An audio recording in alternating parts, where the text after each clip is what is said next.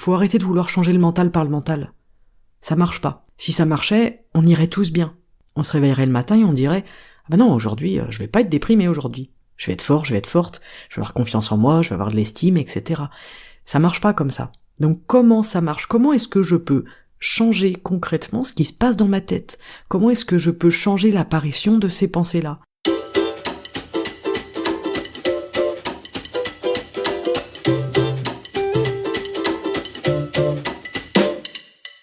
Bonjour et bienvenue sur le podcast Libres et Heureux. Chaque samedi, un épisode pour vous aider à nourrir, développer et transformer votre esprit. Si vous souhaitez reprendre votre vie en main, amorcer un changement ou adopter tout simplement une attitude positive et volontaire dans votre vie au quotidien, eh bien vous êtes exactement au bon endroit. Ce podcast, il est axé sur l'action, sur l'acceptation, grâce à des outils puissants de coaching ainsi qu'une approche taoïste de la vie. Je vous remercie d'être ici et je vous souhaite une excellente écoute. Salut les amis, bonjour à tous, bonjour à toutes, bienvenue pour un nouvel épisode aujourd'hui sur le podcast Libres et Heureux. Aujourd'hui nous allons parler de quoi? Eh bien nous allons parler de confiance en soi parce que j'ai une amie qui m'a demandé « Margot, s'il te plaît, est-ce que tu peux nous faire un épisode de podcast sur comment est-ce que concrètement et facilement on peut avoir confiance en soi ?» Je trouve que c'est un sujet super et on est bien d'accord qu'on a tous envie de trouver des façons faciles, on va dire, accessibles pour booster un peu notre confiance en nous.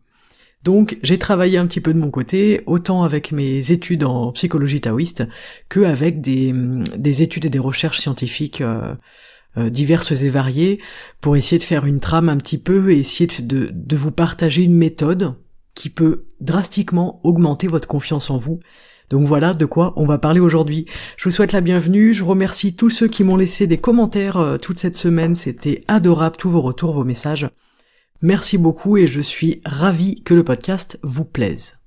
Alors la confiance en soi, qu'est-ce que c'est? Eh bien c'est un état psychologique qui va être influencé par plusieurs facteurs cognitifs, émotionnels et comportementaux. Ce qui est très intéressant, je vous en avais déjà parlé dans un épisode sur la confiance en soi, c'est que la confiance en soi, elle est étroitement liée à l'action. C'est-à-dire que ce n'est pas en pensant que je vais développer ma confiance que je la développe.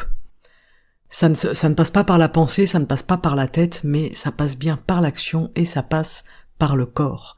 Il est aujourd'hui scientifiquement prouvé que l'action et l'utilisation concrète de notre corps jouent un rôle essentiel dans le développement de notre confiance en nous. Mais c'est aussi un point de vue qu'on retrouve dans l'approche taoïste. Ce que je trouve vraiment fascinant, c'est que ces deux approches se recoupent. Et selon le taoïsme, la confiance en soi, elle passe par le fait d'accomplir des choses, d'être dans l'action et d'utiliser son corps. Donc vous voyez que c'est vraiment très très proche, très lié, c'est très intéressant. Alors voilà, je vais commencer avec notre première partie, qui va être que les activités physiques et les activités manuelles renforcent la confiance en nous.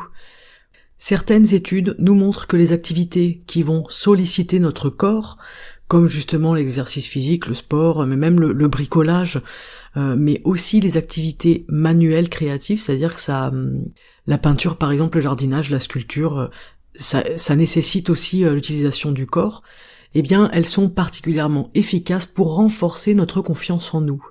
Pourquoi? Pour plusieurs raisons. Déjà, on va expérimenter une amélioration de notre image corporelle.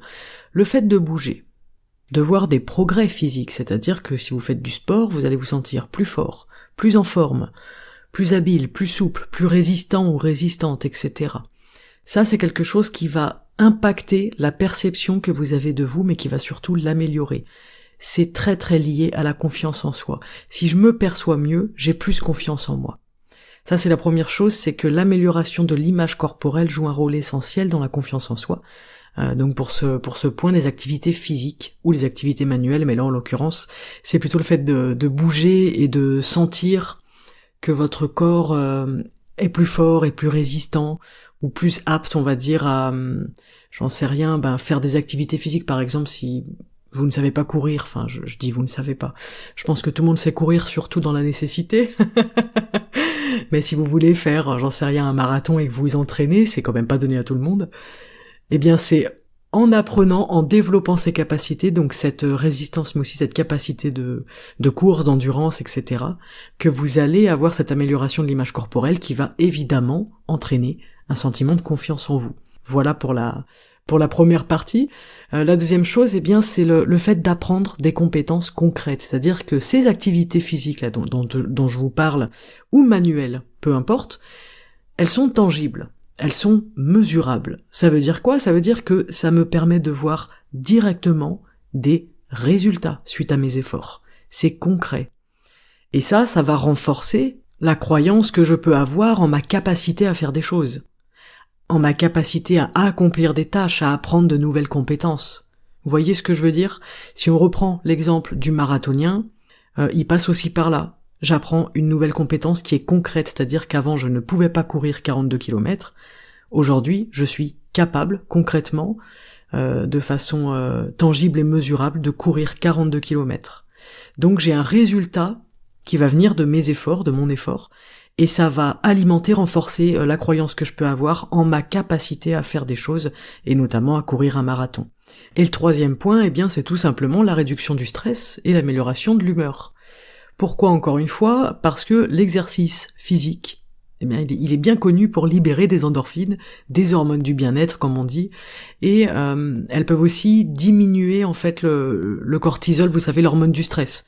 Donc, en fait, qu'est-ce qui se passe? Eh bien, en bougeant mon corps, en faisant des activités physiques, en faisant du sport, en faisant des choses comme ça dans l'action avec mon corps, je vais avoir moins de stress, mais je vais aussi avoir une meilleure humeur. Et qu'est-ce que ça donne moins de stress et meilleure humeur, meilleur mental? Ben, ça a créé justement le terreau parfait, favorable au développement de la confiance en soi. Je me sens moins mal et je me sens plus mieux. Donc, ça c'était pour tout ce qui se concerne, le sport, mais je trouve que c'est très important, c'est pour ça que je vous parle de ça en début de podcast. Le sport a un effet direct sur notre confiance en nous, il a un effet sur la chimie cérébrale, il va augmenter les niveaux de dopamine et d'endorphine, qui sont les neurotransmetteurs qui sont associés au bien-être et à la confiance en soi. Et en plus de ça, le fait de se sentir plus fort ou plus forte physiquement, ou en meilleure forme, en meilleure santé, de se sentir un peu mieux dans son corps, de se sentir plus résistant ou résistante, ça va renforcer l'image qu'on a de nous-mêmes et la confiance qu'on a aussi en nous. Voilà pour le premier point des activités physiques et manuelles qui peuvent renforcer votre confiance en vous, surtout à ne pas prendre à la légère. J'ai un deuxième point que j'aime bien, qui est un petit peu plus bref mais qui est intéressant, c'est votre posture physique. Parce que notre posture physique, elle impacte notre confiance en nous. Comment ça se fait? C'est quand même marrant ça. Et la posture corporelle influence notre état intérieur, notre état mental. Mais ça, je suis sûre que vous en avez déjà fait l'expérience. Selon comment vous vous tenez, vous pensez différemment. Selon comment vous êtes positionné, que ce soit assis ou debout, vous allez voir que vous ne vous sentez pas pareil à l'intérieur de vous et que vous n'avez pas les mêmes pensées. Il y a une étude qui a été menée par Amy Cuddy, qui parlait des postures de pouvoir, et qui en fait fait référence au fait, par exemple, d'occuper plus d'espace avec son corps, c'est-à-dire je me tiens droit, j'ouvre ma cage thoracique, j'ouvre mes bras, je bombe mon torse, etc. Et que ces postures-là, elles peuvent augmenter la confiance qu'on a en nous, cependant de manière momentanée. C'est-à-dire que les effets à long terme de cette méthode ne sont pas encore vraiment prouvés, ils sont même, peut-être on peut dire, remis en question, ce qu'on peut comprendre, hein, c'est pas quelque chose qui aura de l'effet sur le long terme. Mais qu'est-ce que ça nous montre? Ça nous montre que notre corps et notre esprit sont intimement liés dans la construction de la confiance en soi. C'est pour ça que je voulais vous parler quand même de ce point-là, des postures physiques, parce que même si sur le long terme, je veux bien croire que ce soit peut-être pas forcément le plus efficace, par contre, à court terme, c'est assez important et c'est assez impressionnant en fait. On se rend compte au quotidien que quand on se tient voûté, avachi, recroquevillé par exemple, on a tendance à avoir le moral et l'aspect émotionnel un peu dans le même mouvement, c'est-à-dire qu'on va se sentir plus facilement attristé, un peu abattu, peut-être qu'on se sentira pas à la hauteur entre guillemets, et en fait la façon dont on choisit de se tenir peut faire une énorme différence. Donc pourquoi je vous parle de cet aspect-là aujourd'hui? Parce que je voulais vous proposer cette expérience, c'est-à-dire vous-même, si vous avez envie justement d'expérimenter ça, Vous pouvez essayer, à chaque fois que vous vous sentez peu en confiance, essayez cette petite technique des postures physiques, même si c'est sur le court terme, c'est intéressant. Parce que notre vie et notre long terme sont tous faits de court terme, de petits moments qui s'accumulent les uns aux autres. Donc je pense qu'il vaut mieux avoir, 25 petits moments de court terme dans ma journée où je me sens bien, plutôt que de me dire je vais pas le faire puisque ça n'a pas d'impact à long terme. Vous voyez ce que je veux dire ? Bref, je ferme la parenthèse. À chaque fois que vous vous sentez peu en confiance, redressez-vous. Ouvrez les bras, ouvrez le torse ou bombez le torse, tenez-vous droit, ouvrez votre cage thoracique. Et surtout, souriez. Je vous assure que ça fonctionne, moi c'est quelque chose que je fais souvent, que j'expérimente souvent. J'ai pas confiance en moi dans tous les domaines ou dans tous les aspects de ma vie, mais je pense que on est un peu tous comme ça. Dans certains aspects ou dans certains domaines de nos vies, on a confiance en nous, et souvent, où est-ce qu'on a confiance en nous ? C'est dans les domaines qu'on maîtrise. C'est normal puisque, encore une fois, c'est lié à l'action. Mais je vais vous en parler dans le point suivant.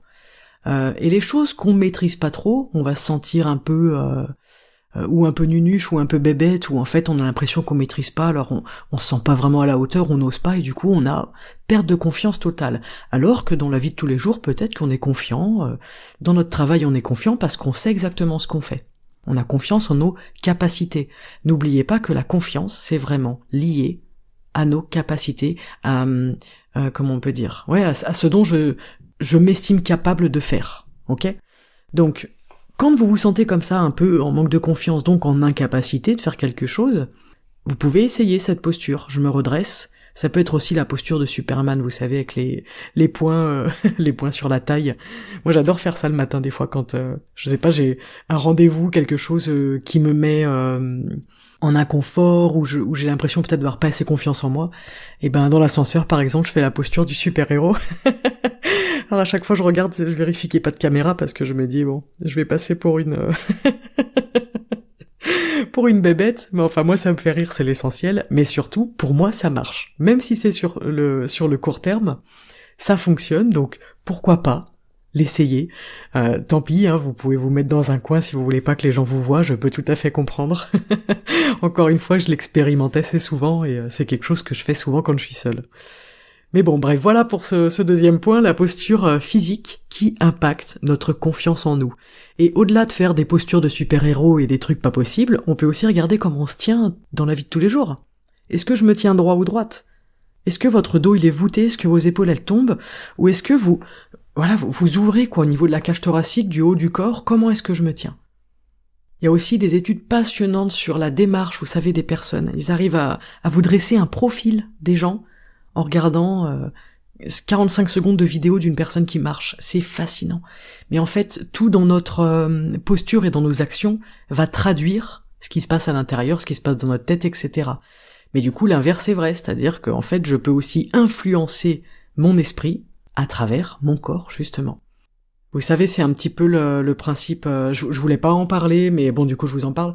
Le principe de fake it until you make it, c'est-à-dire que faites comme si vous y arriviez jusqu'à ce que vous y arriviez.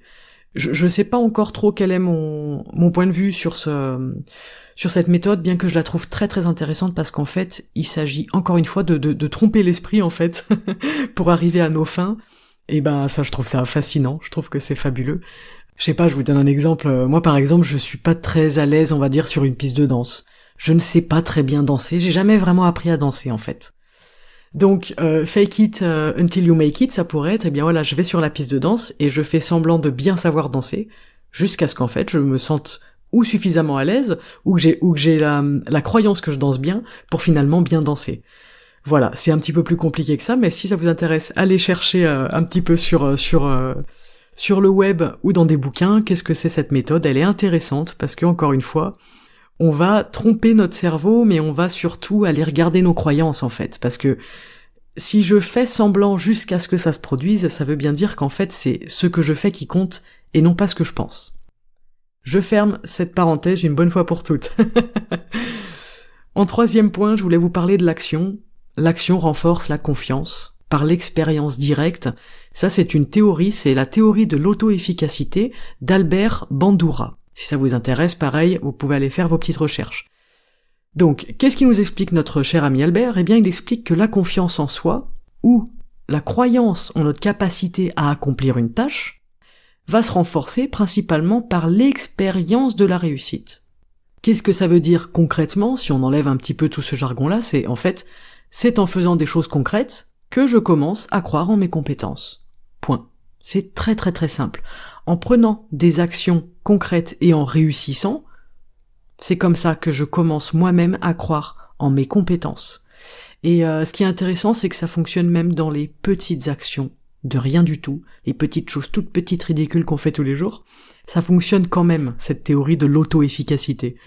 Et ça fonctionne pourquoi? Ça fonctionne parce que l'action, elle va fournir des preuves tangibles à notre cerveau, comme quoi nous sommes capables. Donc en fait, encore une fois, c'est logique. C'est logique, mais c'est intéressant de s'y pencher, et je pense que rabâcher aussi un peu ces choses-là, c'est bien parce qu'on va peut-être finir par comprendre qu'en fait on est beaucoup plus capable que ce qu'on croit.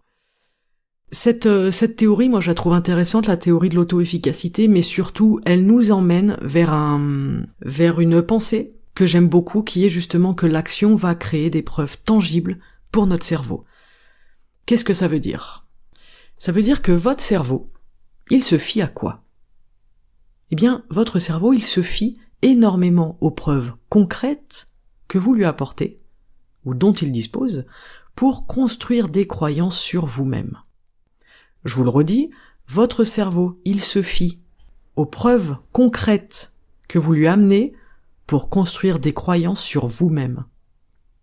Ça veut dire que on forme nos attitudes et nos croyances sur le monde qui nous entoure, sur les personnes qui nous entourent, mais aussi sur nous-mêmes, en observant notre propre comportement. C'est-à-dire que si j'agis de manière confiante, mon cerveau prend cette action comme une preuve que je suis une personne confiante. Si j'agis comme un fumeur, mon cerveau prend cette action comme une preuve que je suis un fumeur. Je vous en avais déjà parlé aussi dans un podcast de ça. Donc, si demain vous vous surprenez à accomplir une tâche avec succès, bravo à vous, même si de base vous vous sentiez incertain, incertaine ou incapable, par exemple, eh bien votre cerveau va enregistrer ça comme une preuve qu'en fait vous êtes capable de le faire. Et petit à petit, qu'est-ce qui se passe? Eh bien ces preuves, elles s'accumulent. Et qu'est-ce qu'elles vont faire, toutes ces preuves en somme dans votre cerveau? Eh bien elles vont finir par modifier votre perception de vous-même. Et c'est là le bouquet final de la transformation intérieure, c'est ce que je trouve le plus passionnant en thérapie cognitive, c'est à quel point on peut modifier nous-mêmes notre perception que l'on a de nous. C'est génial. Donc voilà pour ce point-là, l'action va créer des preuves tangibles pour votre cerveau. Encore une fois, on insiste sur l'action. Donc ce point-là, va en lien justement avec l'action renforce la confiance, le point numéro 3, et la théorie de l'auto-efficacité. J'ai réuni ces deux choses puisque c'est sensiblement la même chose, juste expliqué de deux manières différentes. Le quatrième point que je voudrais vous partager, c'est ce qu'on appelle la réduction de la dissonance cognitive. Alors, qu'est-ce que c'est la théorie de la dissonance cognitive qui a été formulée par Léon Festinger? J'espère que je le prononce bien, je n'en ai aucune idée. Je suis désolé si j'écorche son nom. C'est toujours un peu stressant de dire des noms comme ça qu'on connaît qu'à l'écrit, parce qu'en fait j'ai toujours peur d'écorcher un nom. Alors bon, après je me dis faut se détendre, y a rien de grave. Voilà, Léon Festinger, moi j'ai envie de dire. F-E-S-T-I-N-G-E-R. Alors, qu'est-ce qu'il nous explique Léon? Eh bien, il nous explique que lorsqu'il y a un désaccord entre votre croyance et votre action, ça va créer ce qu'on appelle un malaise, ce qu'on appelle la dissonance. C'est déjà intéressant. Je crois une chose, je fais une autre, elles sont en désaccord, ça va créer un malaise, ce qu'on appelle la dissonance. Sauf que par essence, notre cerveau va vouloir réduire cette dissonance, réduire ce malaise. Donc qu'est-ce qu'il va faire? Il va ajuster nos croyances pour les aligner avec nos actions. Vous avez bien compris, c'est notre cerveau qui fait tout le boulot, ok? Nous, on a juste l'action à mettre en place, c'est lui qui s'occupe de tout l'administratif, c'est génial. Donc, en d'autres termes, si demain je me lance un défi, je relève ce défi, même si je n'y crois pas, par exemple, je ne crois pas que je vais y arriver, mais je relève ce défi, eh bien, mon cerveau, mon esprit va finir par ajuster mes croyances sur moi-même pour que ces croyances, elles soient en harmonie avec ce que je viens d'accomplir, c'est-à-dire avec la preuve tangible. C'est quand même génial. Rendez-vous compte de comment ça fonctionne. Par exemple, on reprend l'exemple de la danse, puisque je suis une piètre danseuse. Si je me lance sur la piste de danse, mais que je me sens nerveuse, puisque j'ai la conviction et la croyance au fond de moi que je ne sais pas danser, mon cerveau va pouvoir réévaluer la perception de mes capacités, à moi, de danse, parce que j'aurais prouvé que je peux le faire. Peu importe que je danse bien ou que je danse pas bien, en fait, la question n'est même pas là, puisque de toute façon, de base, je suis persuadé que je ne sais pas danser. Mais si je vais sur la piste et que je danse pendant 2 heures, 3 heures, 4 heures, mon cerveau, il va plus rien comprendre, parce qu'il va dire « Mais attends, je croyais qu'on ne pouvait pas danser. » Ah bah si, visiblement, on peut danser. Hop, il y a dissonance, vite, on remet les choses en place, et je vais réajuster ma perception sur mes capacités, justement, parce que j'ai prouvé que je pouvais le faire. C'est absolument génial. Voilà pour la réduction de la dissonance cognitive. Ça, c'est pareil, si ça vous intéresse, c'est passionnant. Je vous invite à aller faire vos recherches et voilà, trouver pourquoi pas des petits documentaires, des petits podcasts là-dessus. Parce que souvent, je trouve qu'on se rend pas compte à quel point notre cerveau, notre esprit peuvent être puissants, en fait, et que des fois, souvent, on est arrêté par notre pensée, alors qu'en fait, il peut se passer des choses beaucoup plus intéressantes derrière, mais peut-être quand on lâche la pensée, c'est-à-dire qu'en fait, je passe par l'action. Et c'est comme ça que ça change ma façon de penser. Moi, c'est ça que je trouve passionnant. C'est ça que le taoïsme m'avait vraiment appris quand j'avais étudié ça. En fait, c'était faut arrêter de vouloir changer le mental par le mental. Ça marche pas. Si ça marchait, on irait tous bien. On se réveillerait le matin et on dirait « Ah ben non, aujourd'hui, je vais pas être déprimé aujourd'hui. Je vais être fort, je vais être forte, je vais avoir confiance en moi, je vais avoir de l'estime, etc. » Ça marche pas comme ça. Donc comment ça marche? Comment est-ce que je peux changer concrètement ce qui se passe dans ma tête? Comment est-ce que je peux changer l'apparition de ces pensées-là? Ben là, vous comprenez, avec ces déjà 4 premiers exemples, qu'il y a plusieurs moyens de faire et que surtout ça passe par l'action. Dans la réduction de la dissonance cognitive, c'est exactement ça. On peut prendre un exemple de quelqu'un qui parle en public.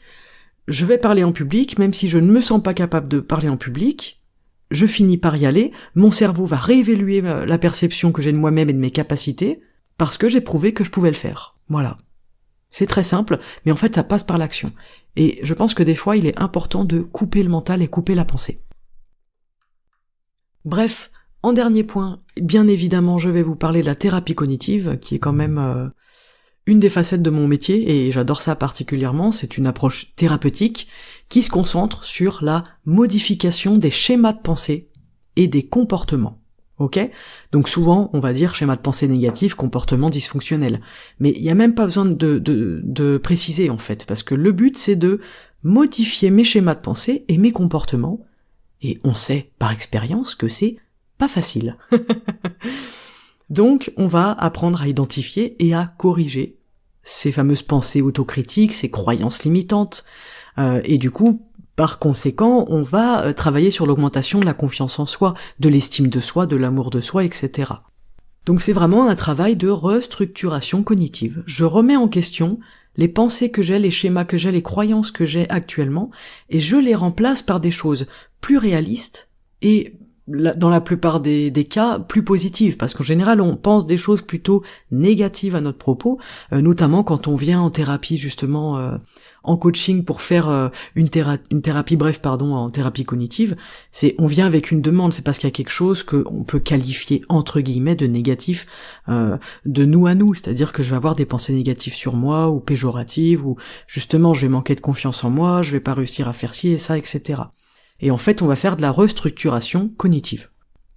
Il y a aussi un principe qui est central dans la thérapie cognitive, justement, et qui est l'effet de maîtrise de contrôle. En fait, ça nous encourage à entreprendre des actions, même si elles sont petites, pour briser les schémas de pensée qu'on a, et nous redonner un sentiment de maîtrise, un sentiment de contrôle. C'est très intéressant, c'est très important aussi, parce que l'action nous donne un sentiment de contrôle sur notre environnement.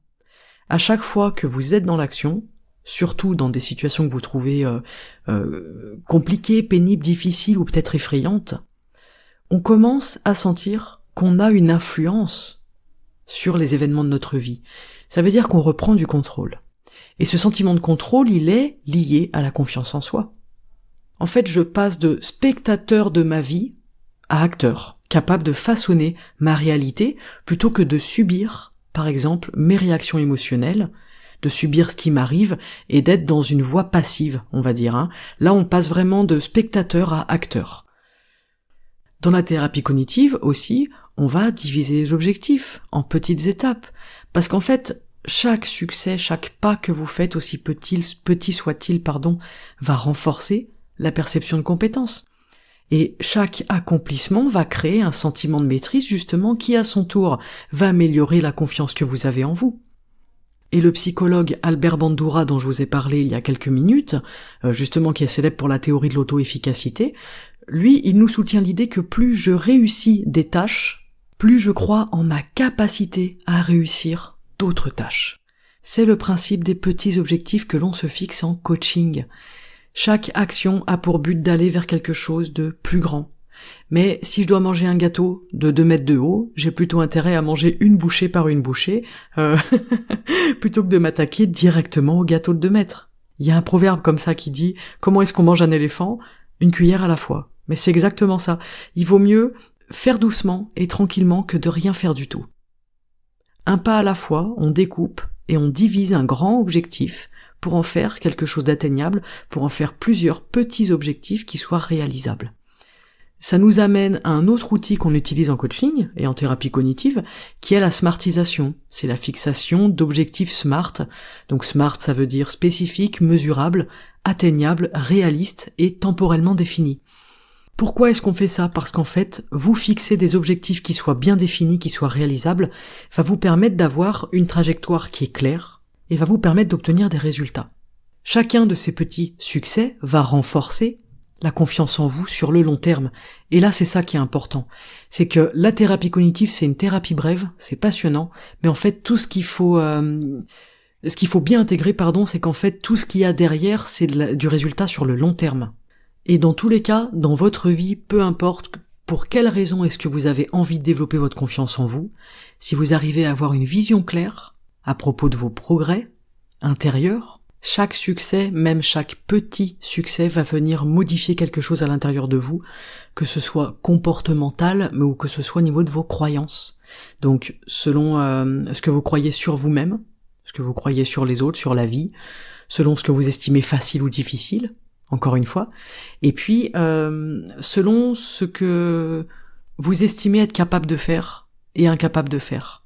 Et en fait, chaque succès, chaque étape, je sais pas vraiment comment on peut appeler ça, mais chaque réussite, il y aura peut-être un autre mot qui vous conviendra mieux pour vous, mais vous avez compris l'idée, tout ça va renforcer votre confiance en vous sur le long terme. C'est quand même un travail qui demande du temps. Je pense que on n'a pas confiance en soi en une nuit, après avoir écouté un podcast de 40 minutes. J'aimerais que ce soit le cas, ce serait tellement simple. Mais il faut aussi s'investir, il faut bien comprendre que ça passe par l'action, que ça passe par le corps, etc. D'accord ?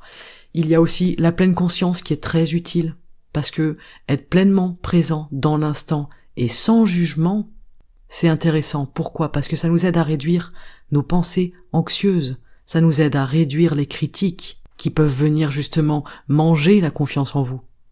Plus je suis conscient de mes émotions, de mon état émotionnel, de mes pensées, eh bien, en fait, mieux je peux entre guillemets les contrôler, même si je pense qu'on contrôle pas trop nos pensées, mais je peux les apaiser et je peux éviter qu'elles deviennent envahissantes, accablantes, démoralisantes.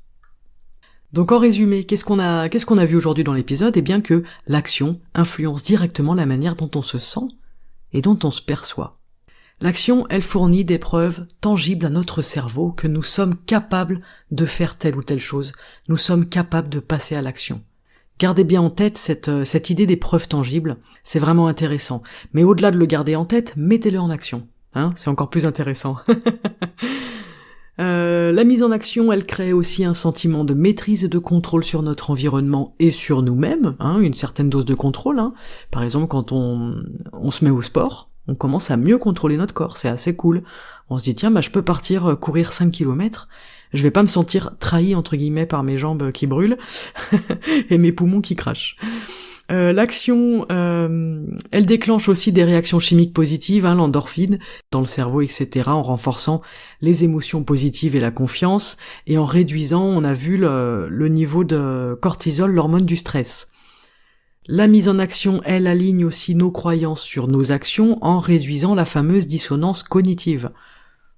Et l'action, elle va créer un cercle vertueux où justement, chaque action va me mener vers des émotions positives qui elles-mêmes m'encouragent vers plus d'actions qui renforcent ma confiance en moi. Donc en fait, en prenant régulièrement des actions, même des petites actions, on va rééduquer notre cerveau à voir nos capacités sous un jour nouveau. Progressivement, qu'est-ce que ça va donner ? Ça va nous permettre de développer la confiance en nous. J'ai pas précisé, mais je pense qu'il est important de préciser que sortir de sa zone de confort, c'est essentiel pour construire la confiance en soi. Je voulais plus ou moins illustrer avec mon exemple de la danse. Si je suis persuadé que je ne sais pas danser et que je vais sur une piste de danse, là je sors complètement de ma zone de confort. Ok. Bon, ma zone de confort, c'est la forêt pour aller faire des randonnées, c'est pas la piste de danse. Donc, à chaque fois que je fais quelque chose comme ça, que je vais à l'encontre de ce qui est facile pour moi, je sors de ma zone de confort. Mais c'est comme ça que je vais l'élargir et que du coup, je vais pouvoir construire de la confiance à l'intérieur de moi. En prenant des risques mesurés, je précise, et en allant vers des choses inconnues de manière progressive, vous allez développer une tolérance à l'incertitude, on va dire, une tolérance à la peur, et une meilleure perception de vos capacités. Vous allez développer ces capacités-là. C'est génial. Et souvent, qu'est-ce qui nous arrête ? C'est le doute. Le doute, ça nous arrête, mais vous savez d'où il vient le doute ? Il vient du même endroit que le manque de confiance. Ils viennent tous les deux de l'inaction. Plus je procrastine, plus j'évite de faire les choses, plus j'évite de mettre des choses en place, d'aller dans les actions, plus le doute il s'installe. Plus je suis inactif ou inactive, plus le doute s'installe en moi. C'est quand même fou. Par contre, en agissant, même de manière imparfaite, je le précise, puisque souvent on attend que ce soit parfait pour agir, je pense que c'est une énorme bêtise. Il faut pas attendre que ce soit parfait pour agir, sinon on n'agit jamais. Au contraire. Pensez à chaque fois, sincèrement, bidonnez-vous un bon coup et imaginez-moi sur une piste de danse. Vous allez vous bidonner, voilà, je suis l'incarnation de l'imperfection dans l'action. Donc, en agissant, même de manière imparfaite, mesdames et messieurs, on va briser ce cycle de paralysie. C'est sûr que si je reste assise sur mon steak à côté de la piste et que je regarde les gens danser, je vais petit à petit sentir du doute, de la paralysie, et alors là, ma confiance en moi, elle va descendre à 0. Donc, j'agis, je vais dans l'action avec ma jolie petite imperfection et je brise ce cycle du doute et de la paralysie. Parce que l'inaction, elle nourrit la peur, elle nourrit le doute. Alors que l'action, même si elle est toute petite, et même si elle est bancale, l'action elle dissipe la peur, elle dissipe le doute, en apportant des choses tangibles et concrètes. À chaque fois que vous êtes dans l'action, dites-vous que vous vous faites du bien. Voilà, ce sera plus simple. Et que vous allez aller dans ce sens de la confiance en vous. Vous allez sortir de votre zone de confort et vous allez sortir du doute, de la peur, de la paralysie, etc. J'insiste vraiment sur cette question de l'action, mais j'estime que c'est très important. Je pense que c'est aussi intéressant de parler de vos proches, des encouragements que vous pouvez avoir, de vos amis, de votre famille, peut-être des mentors que vous avez autour de vous qui jouent un rôle crucial dans le développement de la confiance en soi. Toutes ces personnes-là qui sont autour de vous participent aussi à vous aider à développer de la confiance en vous. Donc je pense que être entouré, pouvoir en parler aussi avec des personnes, c'est intéressant. Cela va de pair avec l'autocompassion, hein. Traitez-vous avec bienveillance. Traitez-vous avec compréhension.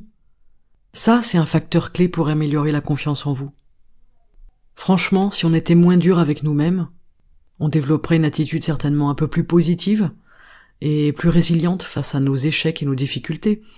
Donc je pense que la bienveillance et la compréhension, faut pas hésiter à en mettre dans la potion magique.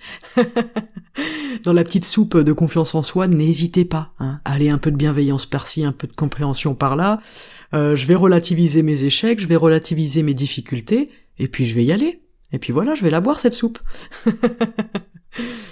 Donc voilà, pour toutes ces approches, donc basées à la fois sur des recherches scientifiques, mais aussi sur tout l'aspect taoïste, eh bien, ces approches nous permettent de bosser sur nos aspects cognitifs, émotionnels, comportementaux de la confiance en soi. C'est-à-dire que la clé, c'est la pratique régulière et progressive de ces techniques-là. Il y en a plein d'autres, moi j'en ai choisi. J'ai choisi de vous parler de celle-ci, qui me semble pertinente et puis qui était facile, c'est-à-dire que c'est des choses que tout le monde peut mettre en place, qui sont gratuites aussi, c'est intéressant. Et n'oubliez pas que la confiance en vous, elle se construit sur la durée, et à travers l'expérience. Vraiment, j'insiste, c'est grâce à l'expérience, à votre corps, à votre mise en action que vous allez vraiment pouvoir faire la différence. Vous allez accumuler des réussites, même si elles sont petites. Je ne veux rien savoir. Une petite réussite est une réussite. Chaque petit succès, ça crée une dynamique à l'intérieur de vous. Et la répétition d'actions concrètes, ça permet de construire justement la confiance d'une manière stable et d'une manière progressive. Donc, commencez par accumuler tranquillement vos petites réussites, tranquillement dans votre coin. Ensuite, vous allez expérimenter un renforcement de vos croyances positives. Grâce à toutes ces actions, grâce à ces petites réussites et aux choses concrètes et tangibles que vous avez apportées en guise de preuve à votre joli cerveau, eh bien, vous allez changer progressivement la façon dont vous vous percevez. Vous allez passer de « je ne peux pas » à « je suis capable de ». Ça vous amène à sortir de votre zone de confort progressivement. Chaque jour, une petite sortie de zone de confort permet de grandir sans provoquer une surcharge de stress ou d'anxiété, vous m'avez bien entendu. Chaque jour, une petite sortie de zone de confort. Voilà pour la petite potion magique. On rajoute un petit peu de sortie de zone de confort. Tranquille, on n'a pas dit qu'on devait faire un truc énorme. Chaque jour, une petite sortie, un pas sur le côté, ok ? Et enfin, eh bien, le lien étroit entre votre corps et votre esprit, c'est-à-dire que les actions physiques, les exercices physiques, mais aussi toutes les activités minutieuses et manuelles, elles vont vous aider à ancrer votre esprit dans votre corps, à ancrer la confiance dans le corps, ce qui va vraiment vous impacter positivement. C'est à vous de voir si vous avez envie de mettre en place des actions simples et concrètes pour se prouver, en fait, pour vous prouver à vous-même que vous pouvez faire des choses et que vous êtes compétent ou compétente. Avoir confiance en soi, c'est un sentiment. C'est pas quelque chose de tangible, ce n'est pas mesurable, hein. C'est pas quelque chose avec quoi ou sans quoi vous êtes né. Ça veut dire quoi? Ça veut dire que c'est à vous de vous permettre de vous sentir en confiance avec vous-même et en vous-même. Donc, au fil du temps, être dans l'action va modifier votre image de vous. Si vous vous sentez ou vous percevez timide, hésitant, incapable, mais que vous commencez à accumuler des preuves concrètes du contraire, grâce à vos actions, votre identité personnelle va évoluer. Vous allez passer de, justement, je suis celui ou celle qui échoue, à je suis celui ou celle qui réussit, en fait, les choses qu'il entreprend ou qu'elle entreprend. Et c'est ça dont il est question finalement derrière ce podcast aujourd'hui, c'est comment est-ce que je fais évoluer mon identité personnelle. Et bien là, vous avez quelques réponses. J'espère que ça vous aidera sur votre chemin intérieur. Faites-vous confiance, vous avez toutes les clés en main pour accomplir ce que vous souhaitez accomplir. Et pour être qui vous souhaitez être. Et si vous voulez un secret, je vais vous dire un secret. C'est qu'en fait, rien ne vous arrête, si ce n'est peut-être votre jolie tête. Alors, comme je vous l'ai dit, on ne règle pas le mental par le mental. Et vous comprenez à travers cet épisode qu'il est peut-être temps de passer par le corps pour court-circuiter la pensée et apporter des preuves tangibles et concrètes à l'esprit, pour que lui-même ensuite puisse modifier ses croyances et qu'il vous reconnaisse enfin comme la personne confiante que vous êtes aujourd'hui et que vous êtes en train de devenir. Voilà pour cet épisode sur la confiance, voilà pour ma petite méthode personnelle. Écoutez, moi j'applique toutes ces choses-là parce que j'ai envie d'avoir confiance en moi. Dans certains domaines, je vous l'ai dit, je suis extrêmement confiante, je sais absolument ce que je fais de A à Z, mais alors il y a d'autres domaines où je me sens nulle. Voilà, vous savez que si demain vous me voyez à Valence sur une piste de danse, évitez de vous moquer, voilà, parce que je serai en train de travailler justement sur ma confiance en moi. Je vous remercie pour l'écoute de ce podcast, je remercie Marion d'avoir proposé ce sujet, j'espère que ça vous a plu comme d'habitude. On se retrouve sur les réseaux sociaux sous le nom Margot Bussière, tous les liens sont dans la description de l'épisode comme d'habitude. Les liens vers mon site web, vers Instagram, vers Facebook, etc. Je vous remercie d'avoir écouté l'épisode. Si vous souhaitez le partager avec quelqu'un qui aurait peut-être besoin, d'avoir une petite méthode qui soit simple et efficace pour développer de la confiance à l'intérieur de lui ou à l'intérieur d'elle, partagez-le avec grand plaisir. Je vous remercie, je vous souhaite une excellente journée et on se dit à la semaine prochaine pour un nouvel épisode. Ciao!